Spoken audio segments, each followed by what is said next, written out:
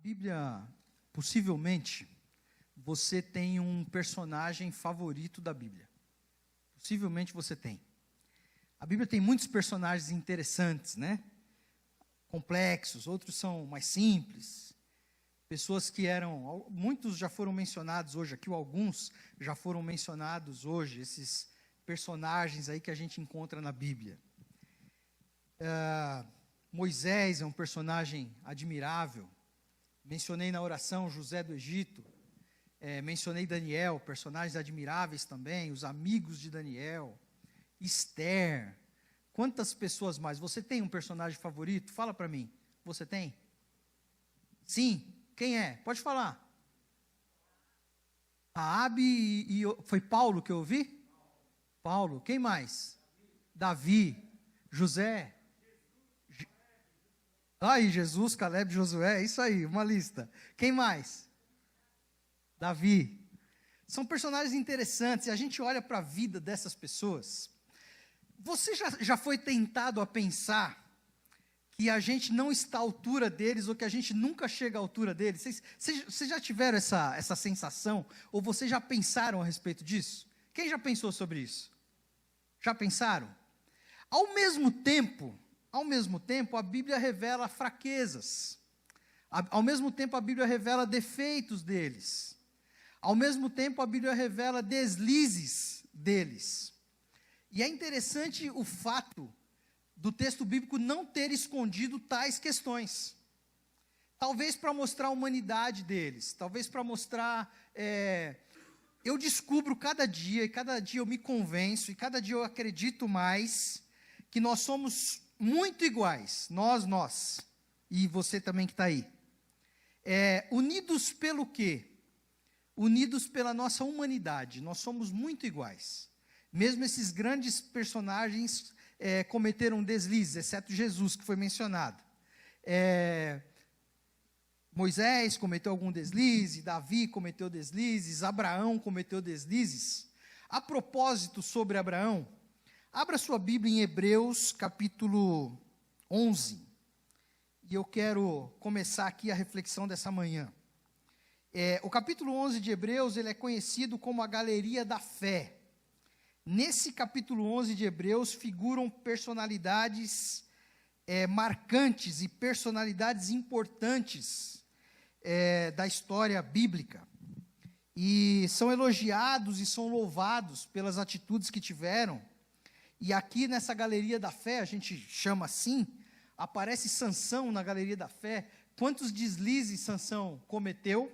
No entanto, ele aparece aí como alguém que estava do lado de Deus. Mas como assim? Vamos lá, Hebreus capítulo 11, versos 8 a 11. Eu vou apresentar para vocês, na ótica de Deus, uma família, e a família que a gente vai falar hoje. Verso 8 até o verso 11. Pela fé Abraão, quando chamado, obedeceu, a fim de ir para um lugar que devia receber por herança, e partiu sem saber aonde ia. Não é por acaso que ele recebe o título de o pai da fé. Deus aparece para ele com 75 anos, estabelecido na sua zona de conforto, na sua família e na sua atividade qualquer que fosse, e Deus chama para um lugar que ele não sabe onde era. E lá na frente na história, Deus pede um filho em sacrifício, e ele vai disposto a fazer, só que no momento ele é impedido, dizendo, não precisa fazer, eu já entendi que você tem coragem. E o texto bíblico continua, pela fé peregrinou na terra da promessa, como em terra alheia, habitando em tendas com Isaque e Jacó, seu filho e neto, herdeiros com ele da mesma promessa. Porque aguardava a cidade que tem fundamentos, da qual Deus é o arquiteto e edificador. E no verso 11, fala da sua esposa. Pela fé também a própria Sara recebeu poder para ser mãe, não obstante o avançar de sua idade, pois teve por fiel aquele que lhe havia feito a promessa. Essa é a família que a gente vai falar daqui a pouquinho. Então, é como Deus apresentou, pessoas fiéis, pessoas que criam na promessa, pessoas que tinham fé, pessoas que andavam ao lado de Deus. O que você pensa? Você pensa que essa família tinha defeitos ou tinha problemas? Sim ou não? Tinha problemas. E de vez em quando nossa família tem problemas também, né? Sim ou não? Vocês não querem dizer? Sua família que está em casa tem problemas? Eu vi vixe, foi isso? Você que está em casa perdeu esse momento ímpar. Alguém aqui falou assim, você tem problema? Alguém no auditório levantou 2 aqui para mim, ó. Olha que legal. Vá até Gênesis, capítulo 16. Eu quero dar o pano de fundo para você, dessa história, antes de entrar no texto bíblico. Essa história se passou aproximadamente em 1700 a.C., no ano 1700 a.C. Alguns situam a existência de Abraão entre 1812 a.C. e 1637. Ele viveu 175 anos, foi muito longevo. Alguns situam aqui. Essa história, esse livro Gênesis, juntamente com os demais 4 primeiros livros da Bíblia, os 5 primeiros livros da Bíblia, mais o livro de Jó, foram escritos por Moisés. Os 5 livros da Bíblia recebem o nome de Pentateuco, apenas uma alusão ao prefixo penta, que significa 5. Então, os 5 primeiros livros recebem o nome de Pentateuco. Assim como a palavra Pentecostes, ela tem a origem em 50 dias passados depois da Páscoa. É só isso que significa. E aí ganha outros significados, de acordo com que a gente vai usando esses termos. Moisés escreveu. Essa história, se você já viu o subtítulo na sua Bíblia, Sarai e Agar, é a história de uma escrava.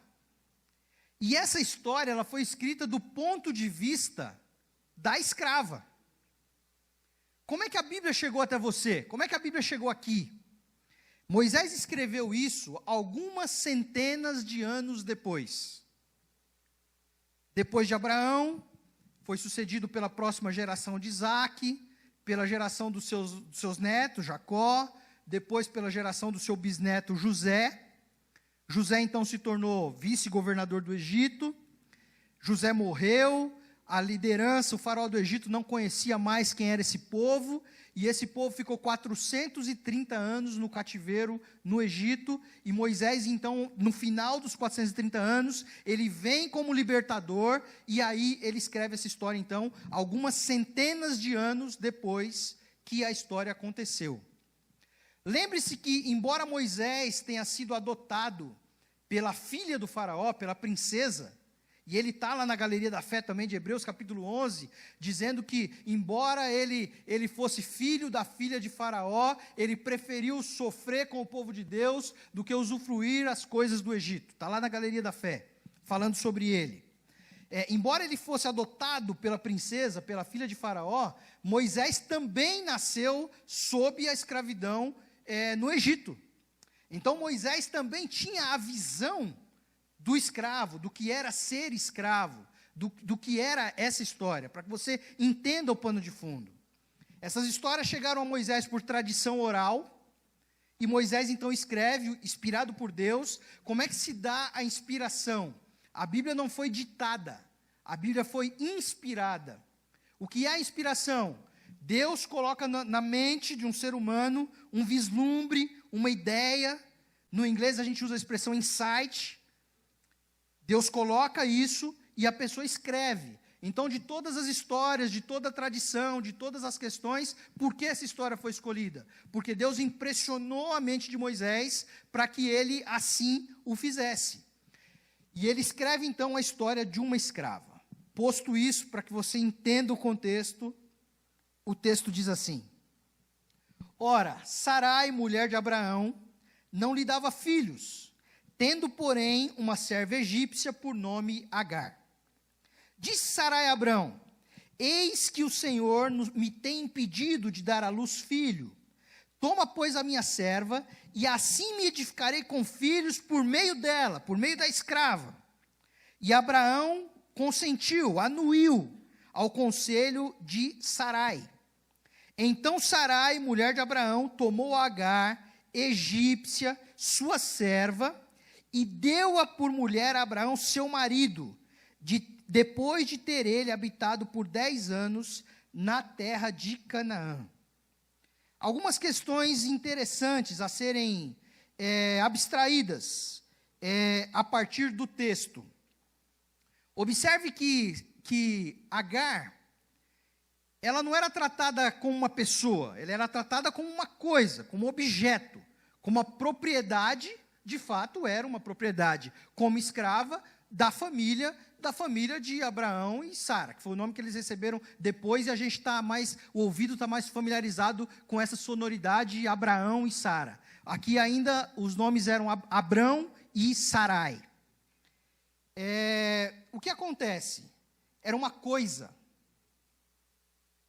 Agar não foi perguntada se ela queria ter um filho de Abraão, que tinha 86 anos nessa ocasião, e a Bíblia fala sobre isso, e ela era uma menina, possivelmente adolescente, ou pouca coisa mais do que isso.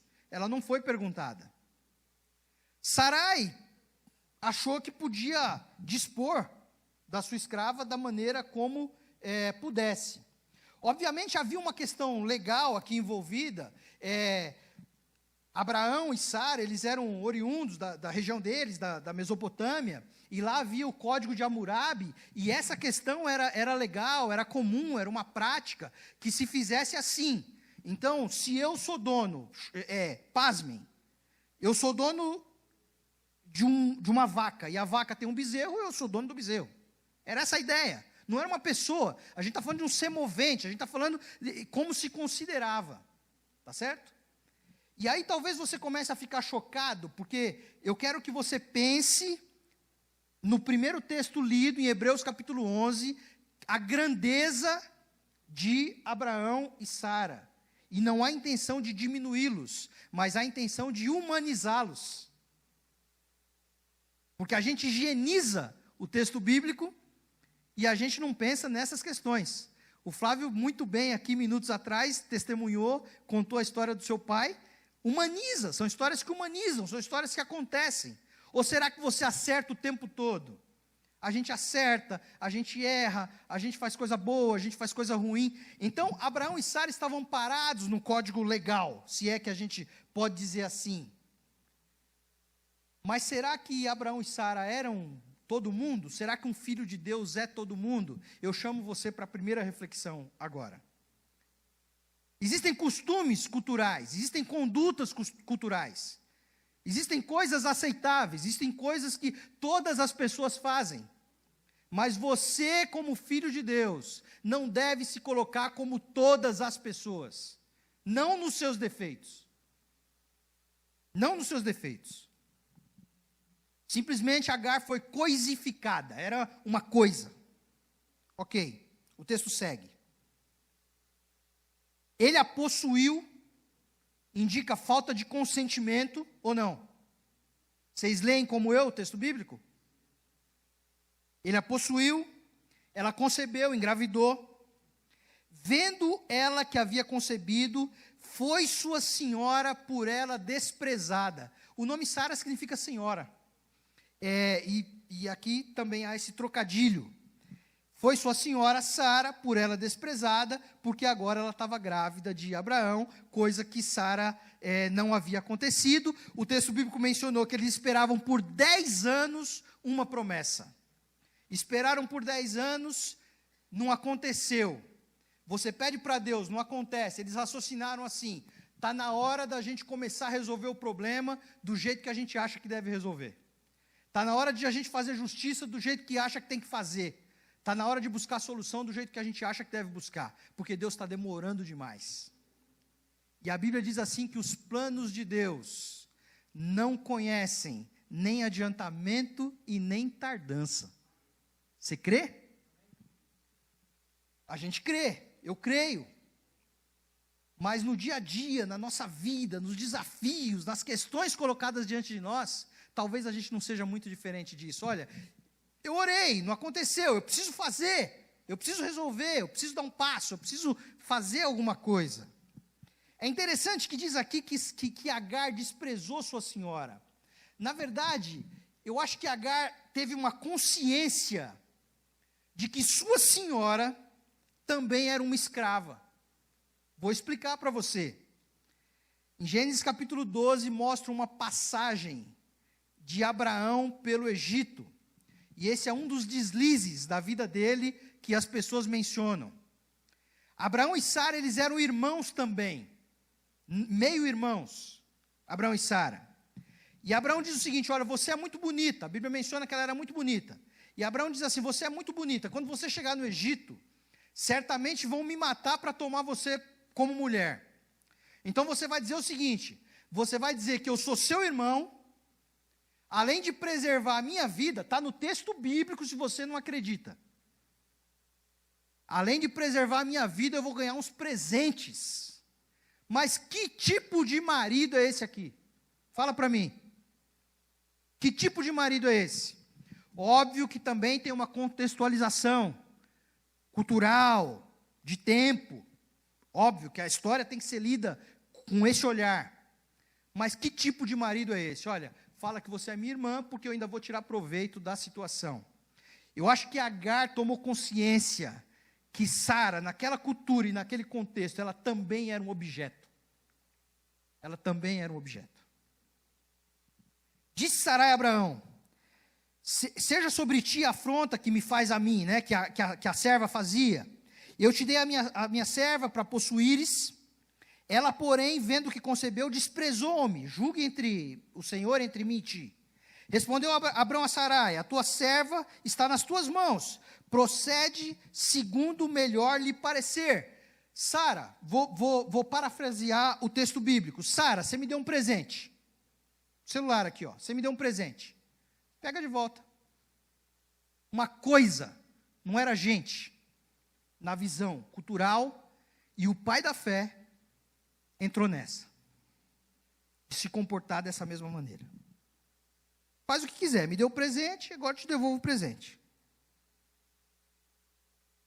Verso 7. Tendo achado o anjo do Senhor junto, e ela fugiu, verso 6. Respondeu Abraão a Sarai, a tua serva está nas tuas mãos, procede segundo o melhor lhe parecer. Sarai humilhou-a, e ela fugiu da sua presença. No original, no hebraico, a expressão que está aqui no lugar de humilhou-a, sugere, algumas versões, talvez da sua Bíblia, se você está acompanhando na Bíblia aplicativo, talvez fala fustigar, tem alguma versão que fala isso. O original hebraico sugere que houve castigo físico, que Sarai aplicou maus tratos e castigo físico sobre a sua escrava Agar. E ela fugiu da sua presença. Tendo achado o anjo do Senhor junto a uma fonte de água no deserto, ela estava grávida, junto à fonte do caminho de Sur, disse-lhe Agar, serva de Sarai, ele disse para ela, o anjo, Agar, serva de Sarai, de onde vens e para onde vais? Ela respondeu, fujo da presença de Sarai, minha senhora. Então lhe disse o anjo do Senhor, volta para tua senhora. Disse-lhe mais o anjo do Senhor, multiplicarei sobremodo a tua descendência, de maneira que por numerosa não será contada. Disse ainda o anjo do Senhor, concebeste e dará à luz um filho, a quem chamarás Ismael, porque o Senhor te acudiu na tua aflição. O Senhor acudiu na aflição. É interessante que o nome Agar, ele não é um nome árabe, não é um nome próprio, e a gente usa como se fosse. O nome Agar é um nome que significa fujona. E é por isso que na história aqui aparece Agar, a fujona fez isso, a fujona fez aquilo. E foi aqui quando ela fugiu grávida, e aí Agar não é um nome árabe, significa fujona. É isso que aconteceu aqui. E aí o anjo profetiza, ele será entre os homens como um jumento selvagem, será livre. Lembre-se, Ismael, pai dos árabes, beduínos, vagam pelo deserto, são livres, não sucumbem. Ok? Faz 4.000 anos que essa história se passou. É isso. Ele será como um jumento selvagem, a sua mão será contra todos, e todos contra ele, guerras e tal. E habitará a fronteira aos demais irmãos. Pensa, Palestina, Oriente Médio, ok? 4.000 anos atrás. O anjo falou para Fujona, para Agar. Então ela invocou o nome do Senhor, que lhe falava, tu és Deus que vê. Pois disse ela, não olhei eu neste lugar para aquele que me vê. Então, Sara, de novo, faz um trocadilho de palavras. O verso seguinte fala que aquele lugar vai ficar conhecido como Lai Roi, porque El Roi é o Deus que vê, e Ismael é o Deus que ouve. Daqui a pouquinho vamos chegar nesse texto do Deus que ouve. Deus não concordava com os maus tratos que Agar estava sofrendo, tampouco concordava com os maus tratos que Sarai impunha a Agar. Não é esse o entendimento. Mas para onde iria uma mulher grávida? No deserto. Para onde? Fazer o quê? Com que provisão? Com que recursos? Com que circunstâncias? Como ela poderia sobreviver no deserto? Então, Agar, volta para lá, se humilha e fica por lá, porque me parece que não há muita saída para você. Eu quero avançar até o verso 21. O tempo passou. Ela voltou e o tempo passou. Na verdade, passaram 14 anos, segundo o relato bíblico. Abraão tinha 86 anos quando nasceu o seu filho Ismael. E agora nasce então o outro filho biológico dele e de Sara, sendo então o filho que Deus havia prometido para eles. Olha que coisa interessante, o jeitinho que eles deram, Deus ficou 14 anos sem se comunicar com eles. Já parou para pensar nisso? Vocês deram um jeito, o jeito não era esse. Vocês resolveram, fizeram desse jeito. Mas nasceu Isaac. Nasceu Isaac e a partir do verso 8 conta aqui que o menino foi desmamado. Não foi desmamado assim, bebezinho e tal, com 6 meses de mamar no peito. Na verdade, na cultura judaica, isso acontecia por volta dos 3 anos de idade. E até então o menino estava ali sempre com a mãe. Você pode, como referência, usar a história de Ana e do seu filho Samuel. Então, quando o menino ali, depois de uma certa idade, ela levou no templo, entregou como cumprimento da promessa. Então, era um evento, essa coisa do desmamar aqui era um evento, que acontecia por volta dos 3 anos. Até então, o menino sempre estava com a mãe, e a partir desse momento, o menino então ia andar mais com o pai, ia participar das coisas dele, ia ficar com ele, e era um evento. E aconteceu uma festa nesse evento de quando Isaac foi desmamado. A gente imagina que 14 anos até o nascimento de Isaac, porque ele tinha 86, e a Bíblia diz que quando nasceu Isaac ele tinha 100. E aí, estima-se agora, de maneira, pelo entendimento cultural, que se passaram mais 3. Isaac cresceu e foi desmamado. Leia o capítulo 21, verso 8 do livro de Gênesis, do livro da origem. Isaac cresceu e foi desmamado. Nesse dia em que o menino foi desmamado, deu a Abraão um grande banquete, deu uma festa. Vendo Sara que o filho de Agar, a egípcia, a qual ela dera à luz a Abraão, caçoava de Isaac. Essa versão que eu uso aqui fala caçoava de Isaac.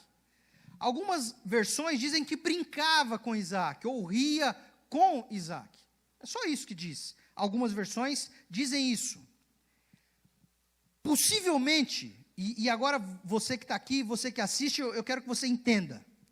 Possivelmente o tradutor disso aqui de caçoava de Isaac, ele falou assim, mas será possível que, aqui o tradutor, tá? Antes da tradução do texto, será possível que a Sara de Hebreus capítulo 11, da galeria da fé, a matriarca do povo judeu, na verdade matriarca dos muçulmanos, cristãos e judeus, tá certo?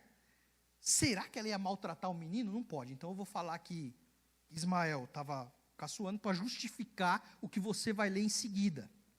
E aí que eu quero que você preste atenção. Então o texto bíblico está adulterado, então o texto bíblico não tem valor, então essa Bíblia que foi escrita há milhares de anos atrás não serve para nada. Você já ouviu esse tipo de argumento? Esses detalhes da narrativa não invalidam uma realidade que havia uma família que recebeu uma promessa, que a promessa se cumpriu, que um menino nasceu, na verdade 2 meninos nasceram, não invalidam, são detalhes da ótica de quem escreve, da ótica de quem traduz, mas não invalidam a totalidade da Bíblia. Porque algumas pessoas dizem assim, mas esse livro aí, quem prova que não foi adulterado? Não foi adulterado, porque a palavra de Deus não mente. Mas no olhar humano, as pessoas escrevem a partir da sua ótica. Você pega os 4 evangelhos, evangelho de Mateus, Marcos, Lucas e João. exceto Lucas, todos foram testemunhas oculares dos fatos narrados. Lucas era um pesquisador. Onde é que eu inventei isso? Está em Atos capítulo 1. Quando ele fala que estava escrevendo aquele tratado, tinha escrevido, e já havia escrito um primeiro. Tá certo? Eles narram pela sua ótica. Lucas, que era médico, é o livro que narra mais milagres. Será que isso é por acaso? Era o entendimento pessoal, o interesse pessoal. E a gente coloca o interesse pessoal nas nossas questões, na nossa interpretação, na nossa vida, nos nossos negócios. Isso não invalida a palavra. Feita essa observação, eu prefiro a ideia, pelo contexto, de que o menino se divertia. Disse a Abraão: rejeita essa escrava e seu filho, porque o filho dessa escrava não será herdeiro com meu filho Isaque. Como é que Sara saiu de uma conversa que era de uma festa, de crianças que brigavam, crianças não, né? Tinha 17 anos, que brincavam ou brigavam. Então vamos apenas, em tese, supor que brigavam. E como é que Sara puxou um assunto de herança? Vocês percebem aqui o que está por trás disso? Simplesmente Sara não queria que aquele menino, que era filho da escrava, fosse herdeiro junto com o seu filho. Isso perpassa as páginas da história bíblica. Quando Davi estava prestes a deixar o trono, então as esposas procuram, porque cada uma quer que seu filho suba ao trono como rei, como preferido. Isso perpassa as páginas da Bíblia, isso perpassa a nossa vida, isso perpassa as nossas questões até hoje. Sou eu, para mim, para o meu interesse, para as coisas que eu quero, do jeito que eu quero, ou não? Somos unidos com o pai da fé pela nossa humanidade.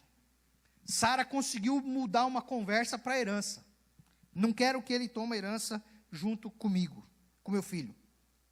Disse, porém, Deus a Abraão, leia o verso 12 do capítulo 21.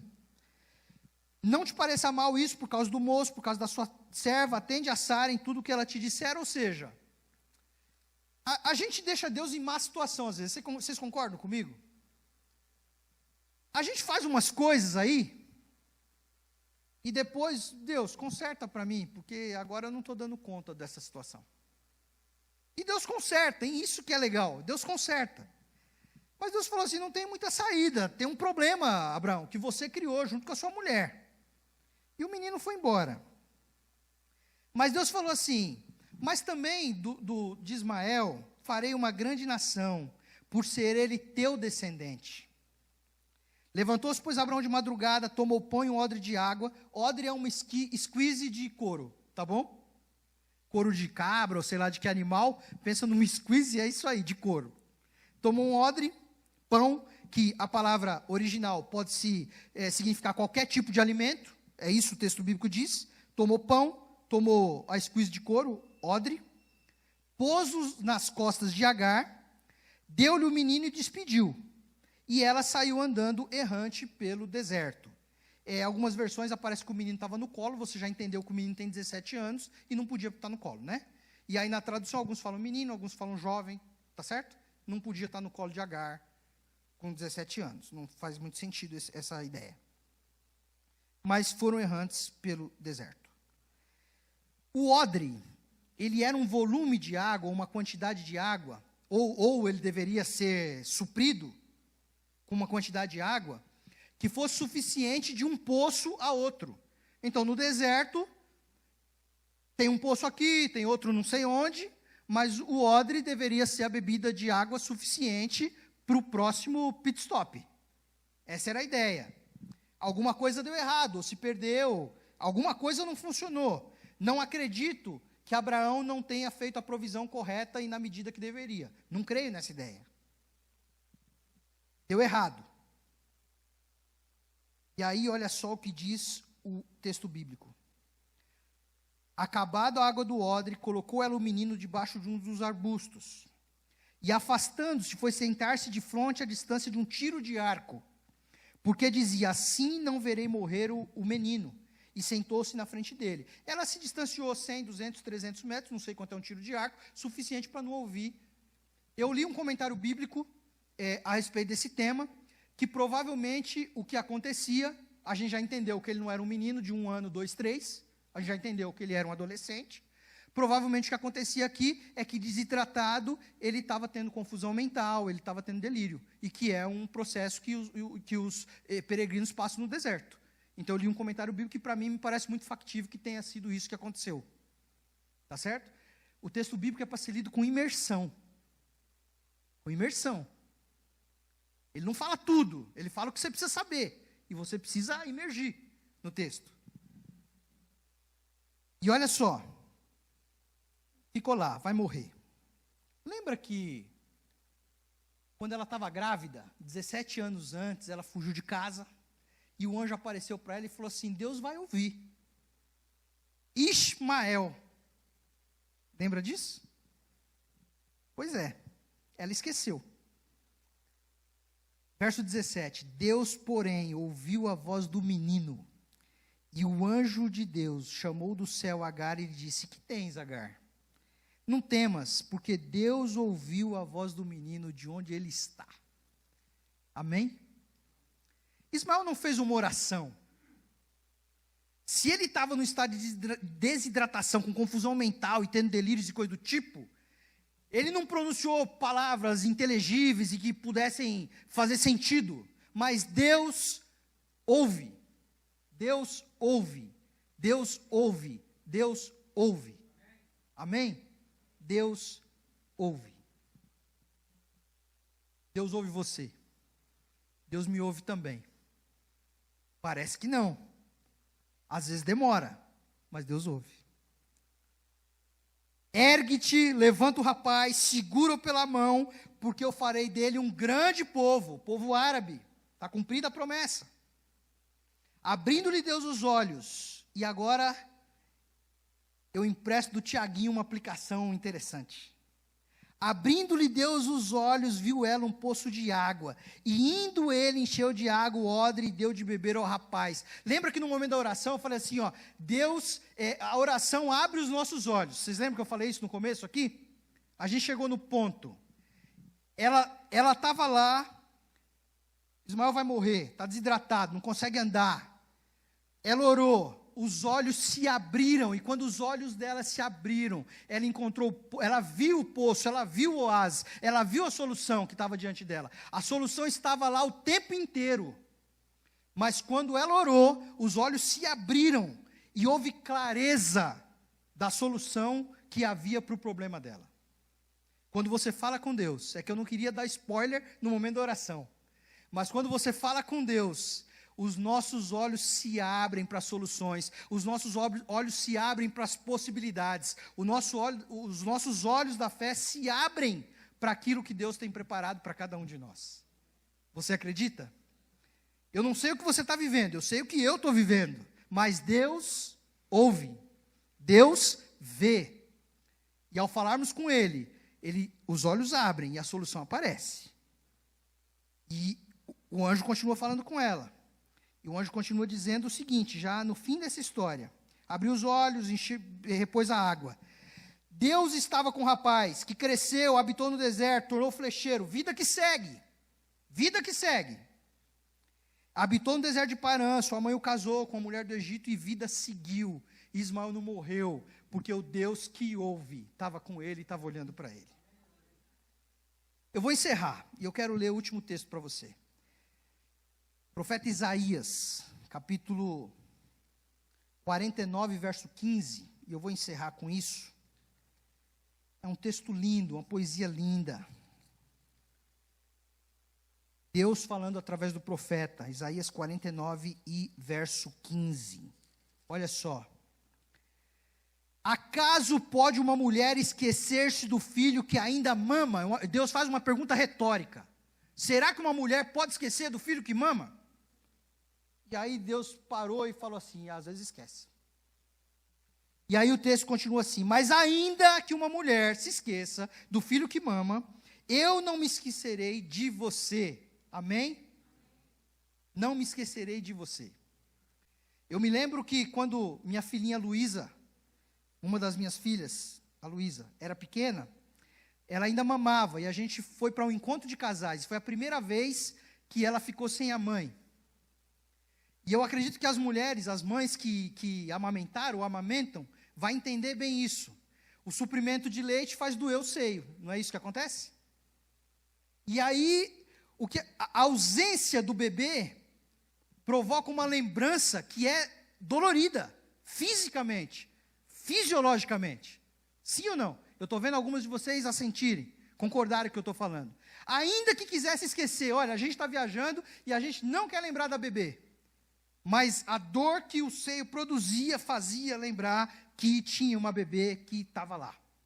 Ainda que uma mãe despreze essa dor física, fisiológica, que a faça lembrar do seu bebê, Deus não se esquece de você. Deus ouve. É a palavra que Deus mandou para você nessa manhã. Você crê? Levanta a mão. Você que está em casa acredita? Nós vamos orar. Pai nosso que estás nos céus, te agradecemos pela tua palavra. Te agradecemos porque o Senhor é o Deus que vê, o Senhor é o Deus que ouve, e o Senhor é o Deus que tem olhado para as nossas vidas e tem visto as nossas lutas e desafios, Pai. Muito obrigado.